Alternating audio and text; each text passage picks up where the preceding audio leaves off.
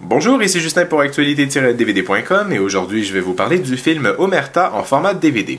Réalisé par Luc Dionne, le film met en vedette Michel Côté, Patrick Huard, Rachel Lefebvre, Stéphane Rousseau, René Angélil, Michel Dumont et Paolo Noël. Distribué par Alliance Viva Film, le DVD est disponible en magasin depuis le 11 décembre 2012. Alors que Sam Cohen, un criminel notoire, est mystérieusement libéré de prison, l'ancien policier Pierre Gauthier, qui dirige maintenant une entreprise de surveillance, reçoit le mandat d'infiltrer un restaurant connu des policiers pour ses activités liées au crime organisé. Pour se rapprocher de Cohen et du gérant du restaurant Steve Bélanger, Gauthier mandate Sophie, sa jeune employée, qui se fait engager comme gérante. Elle découvre un complot visant à remplacer des lingots d'or des réserves fédérales nord-américaines par des faux. Son enquête vient cependant interférer avec celle de la Sûreté du Québec qui observe depuis longtemps les manigances de la mafia menée par le parrain Fagadzi. Véritable fleuron de la télévision québécoise des années 90, la télésérie Omerta n'a pas besoin d'introduction. Cette série culte qui a littéralement amené la télévision québécoise à un autre niveau est de retour, mais cette fois-ci au grand écran.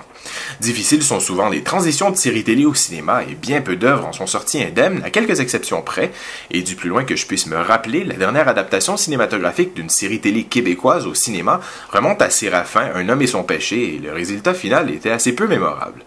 Ironiquement, le film demeure toujours le film québécois le plus rentable de l'histoire. Ironie du sort ou simple curiosité? Bien quoi qu'il en soit, le scénariste et réalisateur Luc Dionne, l'homme derrière le succès d'Omerta, a décidé de ne pas faire la sourde oreille et de lui aussi tenter sa chance. Et le moment est très bien choisi. La mafia montréalaise est en délire. Les souvenirs liés à l'assassinat de son présumé parrain Nicolo Rizzuto est encore frais dans nos mémoires. L'impressionnant livre Mafia Inc. dévoile les rouages de la Cosa Nostra, sans parler bien sûr de la commission Charbonneau. Bref, comme on le dit si bien, Luc Dionne a bien calculé son affaire. Pourtant, malgré tout l'outillage et la recette nécessaire au grand succès de son film, le créateur de la série ne parvient malheureusement pas à, c'est le cas de le dire, livrer la marchandise. Le casting est impressionnant, les deux plus grandes vedettes et champions du box-office québécois, Michel Côté et Patrick Huard, partagent l'écran avec une jeune étoile montante hollywoodienne, et sans oublier René en personne dans le rôle du parrain, histoire de faire mousser la machine à sensation. Malgré un début choc qui annonce un ton et une atmosphère très prometteuse au film, le résultat déçoit amèrement. Tout d'abord, ceux peu familiers avec la série télé originale seront sans aucun doute un peu perdus. Presque tous les liens avec la série sont coupés, ce qui n'est pas une mauvaise chose si l'on veut attirer un nouveau public, sauf qu'il ne faut pas oublier d'introduire un minimum ces personnages.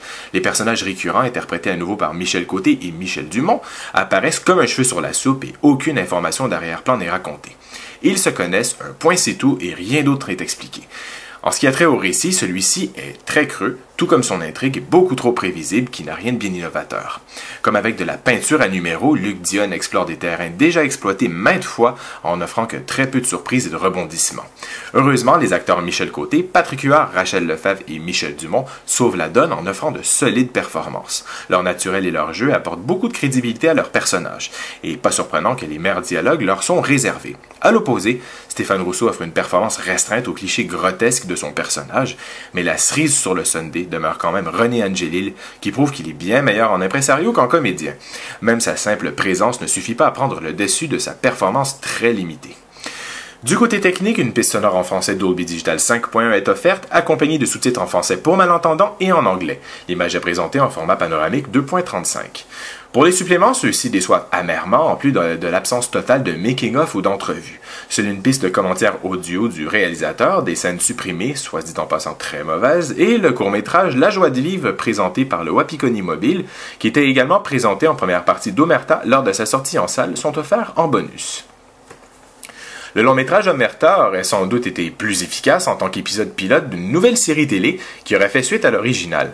La fin bien trop ouverte laisse place à une éventuelle suite, mais il est difficile de croire qu'on devra encore attendre quelques années avant de connaître ce qui suit.